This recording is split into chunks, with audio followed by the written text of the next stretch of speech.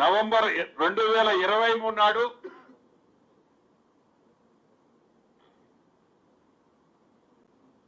November 29వ తారీఖు నాడు ఈ 3 టెండర్లు ఆనాటి ప్రభుత్వం టైంలో అంటే తెల్లవారితే పోలింగ్ ఉంది. నవంబర్ 30, 2023వ తారీఖు పోలింగ్ డేటు.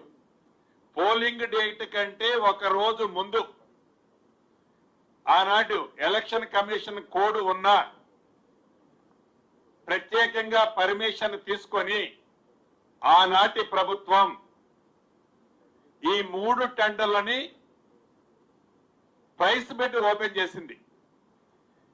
ఎస్టిమేట్ వాల్యూ ఎంత అంటే 3,516 కోట్లు. ప్రైస్ బిడ్ ఓపెన్ చేసి ఎవాల్యుయేషన్ చేసి యుద్ధ ప్రాతిపదిక మీదనే ఎవాల్యుయేషన్ చేసి కౌంటింగ్ అయ్యే లోపే 3.99% ఎక్సెస్ తో 3.99 ఎక్సెస్ తో 3 కంపెనీలకి LOA అంటే యాక్సెప్టెన్స్ లెటరు 3 కంపెనీలకు ఇచ్చింది. ఆ 3 కంపెనీలు ఏవాయంటే ఒకటి PLR అండ్ JB. PLR అంటే ఆంధ్రప్రదేశ్ లో ఉన్న పెద్దిరెడ్డి రామచంద్రారెడ్డి గారికి సంబంధించిన కంపెనీ. PLR and JB. రెండవది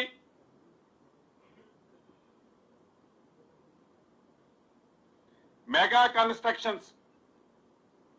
మూడవది గజా కన్స్ట్రక్షన్స్ అండ్ JB. ఒకటి PLR, 2 మెగా, మూడవది గజా.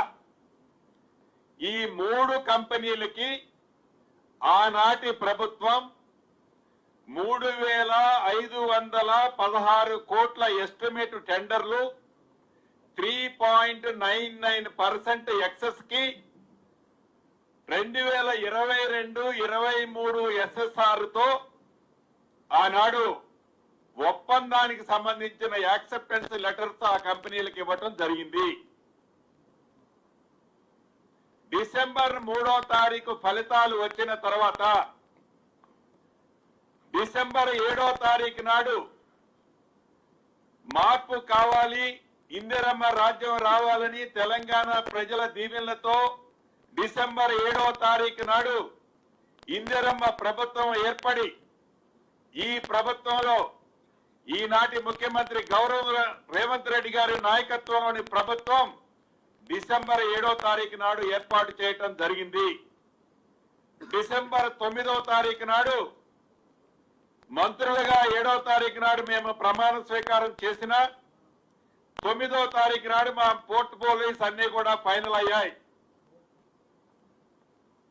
పోర్ట్ఫోలియోలు అయిన తర్వాత వెంటనే అసెంబ్లీ పెట్టి ఈ అసెంబ్లీలో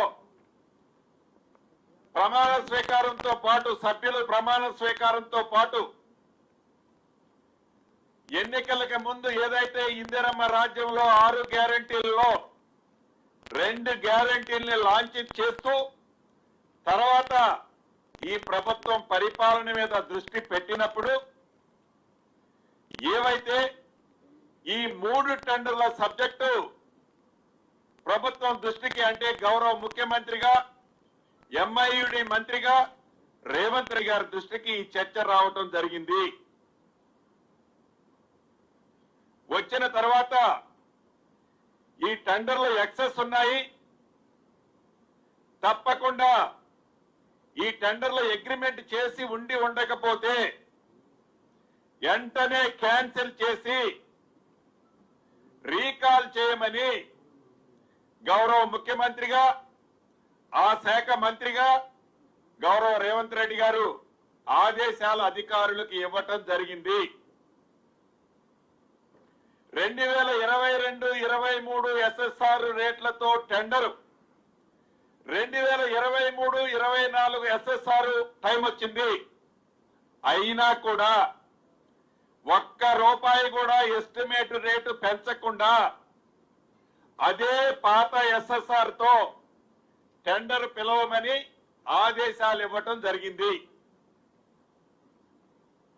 ఈ ఆదేశాల అనుసారం తర్వాత టెండర్లు పిలిచారు. ఈ టెండర్లు పిలిచిన దాంట్లో 3 కంపెనీలు ఎల్ఓఏ కింద వచ్చాయి. ఈ 3 కంపెనీలు కూడా యాజ్ పర్ నామ్స్ ప్రకారం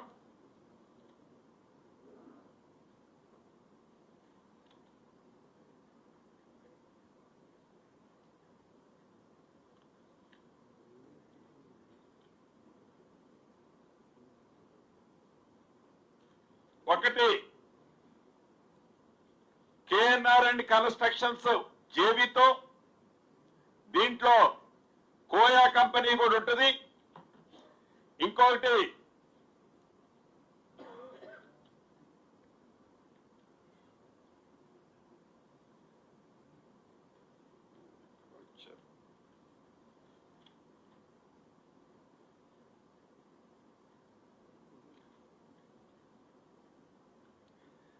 ఏఎంఆర్ ఇండియా లిమిటెడ్ కంపెనీ ఉంటుంది. దీంట్లో జేవీఐహెచ్పి వాళ్ళు ఉంటారు. దీంట్లో సోదా కంపెనీ కూడా ఉంటుంది. ఈ సోదా కంపెనీ ఎవరిదయ్యా అంటే ఇందాక గౌరవ మాజీ మంత్రివర్యులు ఏదైతే ఈ సోదా కంపెనీ రేవంత్ రెడ్డి గారి బావమరిది సుజన్ రెడ్డికి సంబంధించిందని అంటున్నారు. నిజం. ఈ సోదా కంపెనీ అన్నది రేవంత్ రెడ్డి గారి సొంత బావమరిది కాదు. రేవంత్ రెడ్డి గారి భార్య తరపున ఆ ఫ్యామిలీ నుంచి వచ్చిన వ్యక్తి. దానికంటే ఇంకా వారికి దగ్గర బంధుత్వం ఇంకొకటి ఉంది. ఎవరికి దగ్గర బంధుత్వం? కేటీఆర్ గారికి. ఈ సుజన్ రెడ్డి గారు ఎవరయ్యా అంటే నా మీద ఎమ్మెల్యేగా ఎగనెస్ట్ గా పోటీ చేసిన టిఆర్ఎస్ పార్టీ అభ్యర్థి ఉపేందర్ రెడ్డి గారికి స్వయాన అల్లుడు. సుజన్ రెడ్డి గారు ఎవరయ్యా అంటే TRS party oblique BRS party తరఫున 2023 జరిగిన సార్వత్రిక ఎన్నికల్లో ఖమ్మంలోని పాలేరు నియోజకవర్గం నుంచి బీఆర్ఎస్ పార్టీ అభ్యర్థి ఉపేందర్ రెడ్డి గారి సొంత అల్లుడు. ఇదే సుజన్ రెడ్డి గారికి, ఇదే సోదా కంపెనీకి వారు మొదటిసారి ప్రభుత్వంలోకి వచ్చినప్పుడు పాలమర్రు రంగారెడ్డిలోని ప్యాకేజ్ నెంబర్ 7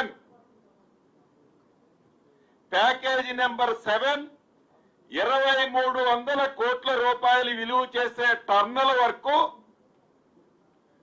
ఈ టర్నల్ వర్క్ 1100 కోట్లు పైగా విలువ చేసే వర్క్ ని అఫీషియల్ గా ఈ సోదా కంపెనీ ఎండీగా ఉన్న సుజన్ రెడ్డి గారికి ఆనాడు కాంగ్రెస్ పార్టీలో గెలిచి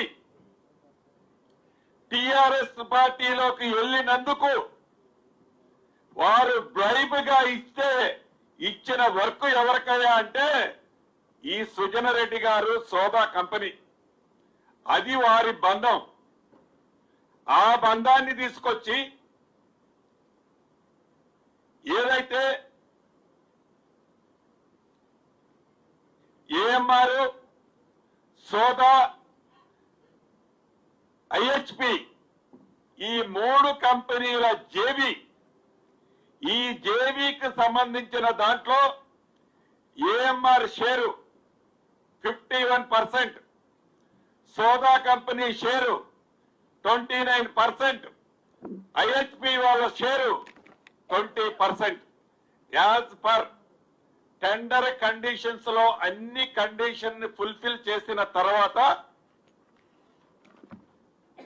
ఒక వర్క్ లీడ్ పార్ట్నర్ గా ఉన్న కేఎన్ఆర్ కి, రెండవ వర్క్ లీడ్ పార్ట్నర్ గా ఉన్న ఏఎంఆర్ కన్స్ట్రక్షన్ కి, మూడో వర్క్ మెగా కన్స్ట్రక్షన్ కి.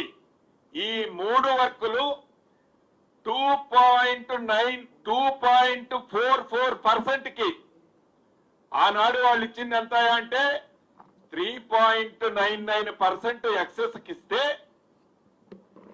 ఈ ఇందిరమ్మ రాజ్యంలో గౌరవ ముఖ్యమంత్రి రేవంత్ రెడ్డి గారి నాయకత్వంలోని ఈ ప్రభుత్వం 2.44% ఎక్సెస్ కి ఈ 3 కంపెనీలకి లీడ్ పార్ట్నర్ గా ఉన్న ఈ కంపెనీలకి ఈ టెండర్లు ఇవ్వటం జరిగింది. ఈ టెండర్లో ఎవరైతే వేశారో అన్ని టెండర్లు ఓపెన్ చేయటం జరిగింది. మూడో విషయం, ఈ టెండర్లలో ఏ ఒక్కరిని బెదిరించి కానీ, అదిరించి కానీ, భయభ్రాంతుల్ని చేసి కానీ మీరు టెండర్ వేయొద్దని ఈ ప్రభుత్వ పక్షాన కానీ, గౌరవ ముఖ్యమంత్రి గారు కానీ ఏ ఒక్కరికి చెప్పింది లేదు. ఇక్కడ గమనించాల్సింది ఏంటంటే, ఈ 3 వర్కుల టెండర్ వాల్యూ వచ్చేసి ఇప్పుడు 3,687 కోట్లు. ఆనాడు వాళ్ళు టెండర్ పెట్టినప్పుడు వాల్యూ 3,744 కోట్లు. అంటే ఆనాటి ప్రభుత్వం టెండర్ పెడితే దాన్ని మళ్ళీ రీటెండర్ చేస్తే వచ్చిన విలువ ఎంత అంటే 54 కోట్ల చిల్లర తగ్గిందే తప్ప ₹1 కూడా ఎక్కువ, అంటే గతంలో పిలిచిన టెండర్ల కంటే ఎక్కువ కాలేదు అనేది వారు గ్రహించకపోవటం చాలా బాధాకరమైన అనిపిస్తుంది. విమర్శ చేయొచ్చు, విమర్శ చేసే దాంట్లో అసలు పస ఉండాలా. పస లేకుండా గుడ్డ కాల్చి మీదేస్తే ఆ గుడ్డ మా మీద కాదు పడేది, మీ మీద పడి మీరే దాంట్లో ఆ మంటలో కాలిపోతారే తప్ప ఎదట వ్యక్తి కాలిపోతాడేనో, ఎదట వ్యక్తి ఏదో పదవి పోతే ఇందాక పిల్లి ఉట్టి కథ చెప్పారే, అదే రకంగా ఆ పదవి నాకేదో మంచి జరుగుద్దని అనుకోవటం వాళ్ళ యొక్క అవివేకానికి నిదర్శనం. అసలు నేను ఈ వేదిక ద్వారా 2 విషయాలు గౌరవ మాజీ మంత్రి గారిని సూటిగా ప్రశ్నిస్తున్నా. మొదటి విషయం, మీరు టెండర్లు పిలిస్తే మీరు 3.99% అంటే 4% మీరు ఎక్సెస్ కి శాంక్షన్ చేస్తే దాన్ని కాదని 2.44% కి ఇస్తే మీకు వచ్చిన కడుపు నొప్పి ఏమిటి? అసలు మీరు ఏదైతే అభియోగం చేస్తున్నారో మరొక్కసారి ఛాలెంజ్ చేస్తున్నా, 8,888 కోట్లని మీరు ఏది ఫ్రాడ్ జరిగిందన్నారు కదా, 8,800 కోట్లు మీరు టెండర్ పిలిచినట్లుంటే మంత్రిగా నేను రాజీనామా చేస్తా,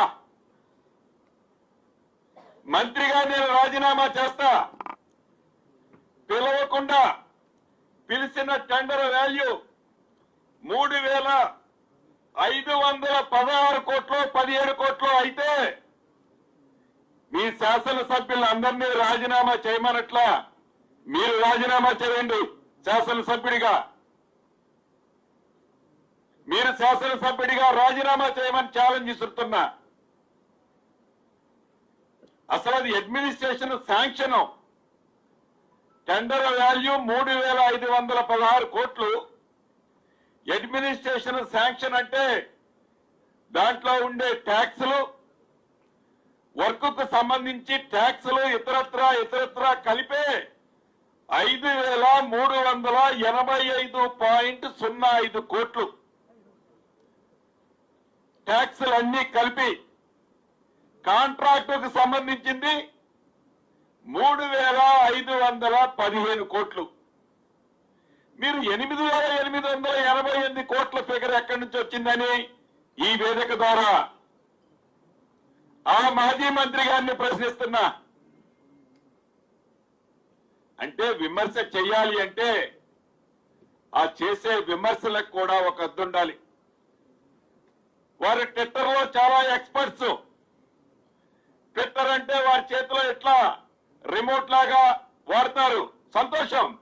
వారి ట్విట్టర్ లో ఒకటి పెట్టారు. ఏం పెట్టారా అంటే ఐహెచ్పి కంపెనీ సెబీకి 20% మాకు ఈ వర్క్ లో షేర్ ఉందని పెట్టారని చెప్తున్నారు. ఐహెచ్పి కంపెనీ ఏఎంఆర్ జేబీలో ఏఎంఆర్ సోదా మాకు 20% సేవ్. ఈ ఐహెచ్పి కంపెనీ అనేది private public company, public issue ఉన్న కంపెనీ. ఈ కంపెనీ వర్క్లు ఏమన్నా వస్తే సెబీకి ఇంటిమేట్ చేస్తుంది. వారు చేసేటప్పుడు 20% ఉందన్నారు. కేవలం ఐహెచ్పికి ఉన్న వాల్యూ 20%. మిగతాది మొత్తం ఆ సుజన్ రెడ్డికి ఇచ్చాడు. వాళ్ళ బావమరిదికి ఇచ్చి ఆ డబ్బంతా పోగు చేసుకున్నాడు. అబ్బా, రేవంత్ రెడ్డి గారు నాకు భలే దొరికాడు లడ్డూలా, ఎమ్మటే దించేస్తున్నా, నేను ముఖ్యమంత్రిని అవుతున్నానని పగట కలలకు అంటున్నారు. నువ్వు చెప్పేదేంటి 20% ఐహెచ్పికి ఉందని వాళ్ళ జేబీలో పెట్టారు. వాళ్ళ జేబీలో పెట్టిన షేరు 20% అఫీషియలే. దాంట్లో నువ్వు కనుక్కొని ట్విట్టర్ లో పెట్టేదేంటి? నువ్వు కనుక్కుందేంటి? ట్విట్టర్ లో పెట్టేదేంటి? 8,888 కోట్ల ఇంకెక్కడిది? దాంట్లో 8,888 కోట్లు రేవంత్ రెడ్డి గారు దోచుకున్నది ఎక్కడ? వారి బావమరిదేంటి? పొద్దున్న లెగిస్తే నీ సంఖ్యలో మీ నాయన సంఖ్యలో ఉండే ఉపేందర్ రెడ్డికి సొంత అల్లుడు సృజన్ రెడ్డి. అది మర్చిపోయి ఎప్పుడో 2015లోనే నువ్వు పాలమూరు రంగారెడ్డిలో ఇదే సుజన్ రెడ్డికి ప్యాకేజీ 7 లో 1150 కోట్లు అఫీషియల్ గా నువ్వు ఇచ్చిన వర్క్. ఆ సుజన్ రెడ్డి ఈ రేవంత్ రెడ్డి గారి బావమరిదని నువ్వు రంగేస్తుంటే దెయ్యాలు వేదాలు వల్లించినట్లుంది. అంటే నోటికి ఏ పదం వస్తే ఆ పదం, నోటికి ఏ అంకె వస్తే ఆ అంకె, ఎవరి మీద పడితే అది మాట్లాడితే ఆ మాటకి ఒక వ్యాలిడిటీ వస్తుందని ఏదైతే తాపత్రయపడుతున్నారో అసలు దానికి స్పందించక్కర్లా. మేము నిజంగా చిత్తశుద్ధి ఉంటే, నిజంగా ఈ రాష్ట్రానికి మంచి చేయాలి, ఈ ప్రభుత్వాన్ని ప్రశ్నించాలి, మేము ప్రశ్నించే ప్రతి దాంట్లో నిజం ఉంది అని నిజమైతే ఛాలెంజ్ చేస్తున్న కేటీఆర్ గారికి మీ ద్వారా ఈ 8,888 కోట్ల ఈసీబీ వాల్యూ, టెండర్ పిలిచిన వాల్యూ కానీ కనీసం ట్యాక్సులతో కలిపైనా అంత విలువ ఉంటే ప్రూవ్ చేసిన గంట లోపే మంత్రిగా నేను రాజీనామా చేస్తా. నిన్ను మంత్రిగా లేవు కాబట్టి నిన్ను ఎమ్మెల్యేగా రాజీనామా చేయమంటున్నా. అక్కడ బై ఎలక్షన్లో చూసుకుందాం. కాబట్టి ఒక్కటే చెప్తున్నా, తప్పకుండా ఇటువంటి అబద్ధాలు, గ్లోబల్ ప్రచారాలు తెలిసి తెలియక మిడిమిడి జ్ఞానాలతో ఈ రాష్ట్ర ప్రభుత్వాన్ని కానీ, ఈ రాష్ట్ర ముఖ్యమంత్రిని, మిగతా ప్రభుత్వంలో ఉన్న మంత్రుల్ని కానీ విమర్శించడానికి ముందు ఒక ఏళ్ళు మాకెళ్ళి చూపిస్తే 4 ఏళ్లు మీకెళ్ళి చూస్తాయి. గురి కింద నలుపులా మాట్లాడుతూ మిషన్ భగీరథ స్టోరీలోకి పోతే అద్భుతంగా కొబ్బరి నీళ్ళు లాంటి నీళ్ళిచ్చాం మేము తెలంగాణ రాష్ట్రానికి ప్రతి ఇంటికి అని చెప్పి సుమారు 39,000 కోట్ల తెలంగాణ ప్రజల సొమ్ముని కొల్లగొట్టిన మీరు మార్పు కావాలని, అది ఇందిరమ్మ రాజ్యంతోనే సాధ్యమని తెలంగాణ ప్రజలు ఇందిరమ్మ రాజ్యాన్ని తెచ్చుకొని గౌరవ ముఖ్యమంత్రి రేవంత్ రెడ్డి గారిని చేస్తే నోటికి ఏ పదం వస్తే ఆ పదం, ఏదొస్తే అది, ఏ ఫిగర్ వస్తే ఆ ఫిగర్, దానికి ఒక శానిటీ ఉండదు. ఇటువంటి వాటికి తప్పకుండా ఏదైతే ఇప్పుడు ముఖ్యమంత్రి గారిని విమర్శించారో సిద్ధంగా ఉండండి, మీరు సిద్ధంగా ఉండండి. దీనికి తగు మూల్యం రేవంత్ రెడ్డి గారుగా చెల్లించుకోవాల్సింది మీరు. చెల్లించాల్సి వస్తుంది.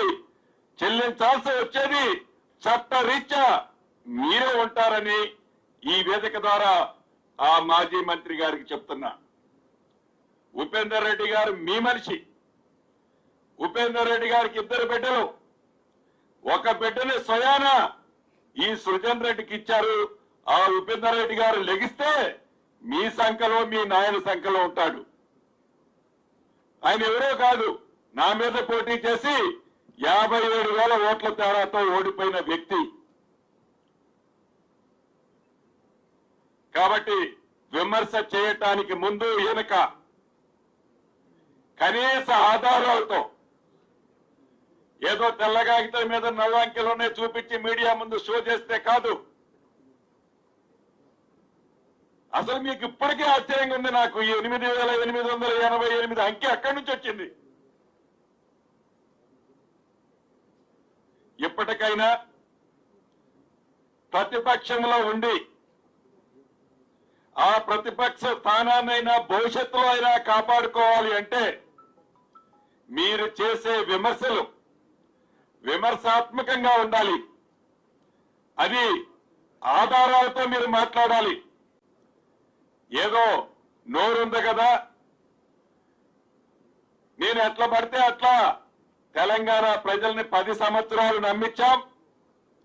ప్రతిపక్షంలో ఉన్నప్పుడు కూడా నమ్మించి ఇట్లా కూడా రాజకీయ లబ్ధి పొందాలని అనుకోవటం మీ అవివేకానికి నిదర్శనం ఈ రోజు ఈ సబ్జెక్ట్ అని ఈ వేదిక ద్వారా గౌరవ మాజీ మంత్రి వర్యులు కేటీఆర్ గారికి తెలుపుతూ నా ఛాలెంజ్ ని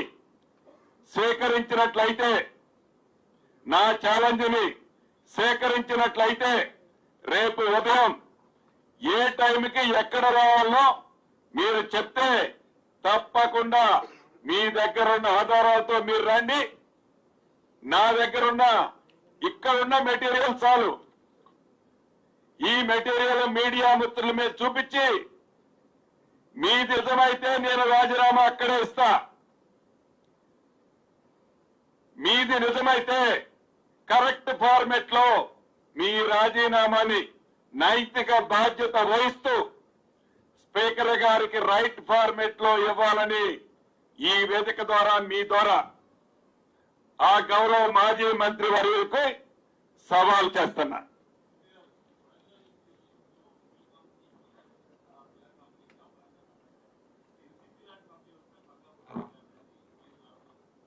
తప్పకుండా ఏదైతే ఈ కొడంగల్ టెండర్లు ఆ సందర్భం వారు మాట్లాడతారో ఆధారాలన్నిటితో నేను వచ్చి మళ్ళీ నేనే కూర్చుంటా. ఆ ప్రశ్నకు కూడా ఏం భయపడా.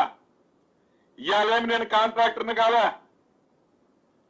అంటే నేను రాజకీయాల్లోకి వచ్చానని నా కుటుంబం వ్యాపారం చేయకుండా ఇంట్లో కూర్చుంటుందా? వాళ్ళలాగా ఏమి వ్యాపారం లేకుండా 1,000 కోట్లకి 1,00,000 కోట్లకి ఎదగదా? నేను టెండర్లు ఎలా ఇచ్చారో, ఎవరికి ఇచ్చారో, ఎందుకు ఇచ్చారో, ఎవరు క్వాలిఫై అయ్యారో డెఫినెట్ గా చూపిస్తా. ఇవాళ మాట్లాడారు ఎక్కడో ఒక దగ్గర, వారు కరెక్ట్ గా స్పందించినప్పుడు నేనే కూర్చుంటే మీకు మొత్తం పేపర్ ఇస్తా.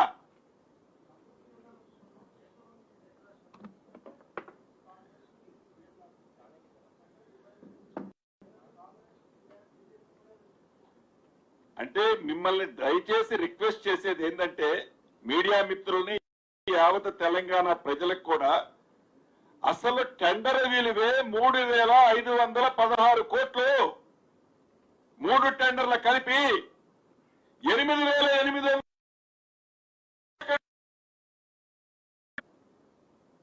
మీ టైంలో 3.99 అంటే 4% మీ టైంలో టెండర్లు ఇచ్చారు. అది మీ తొత్తులకు ఇచ్చారు.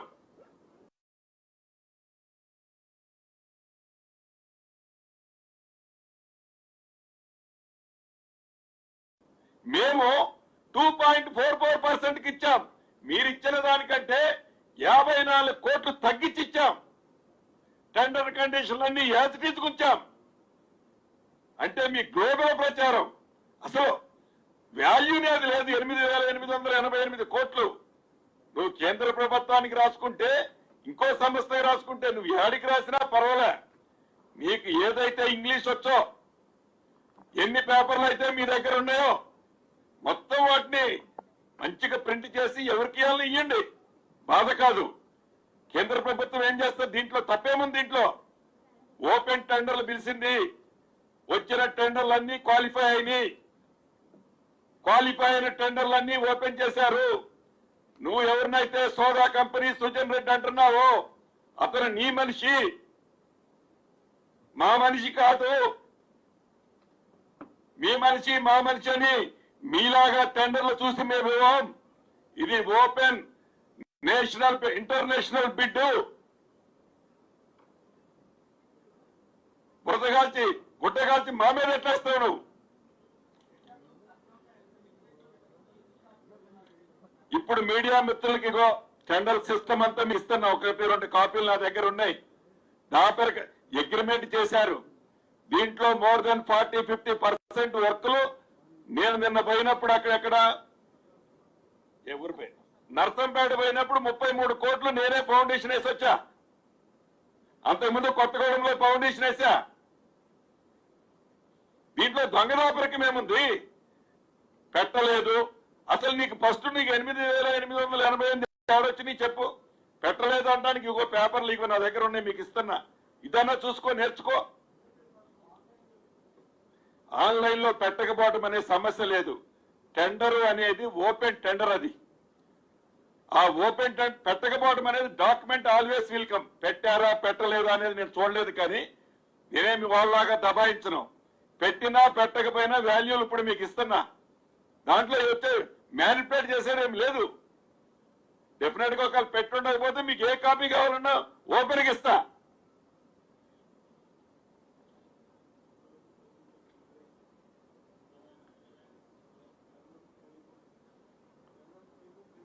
సో మీకు చెప్పదలుచుకుంది ఏంటంటే 3 విషయాలు రాష్ట్ర ప్రజలకి మీడియా మిత్రులకి.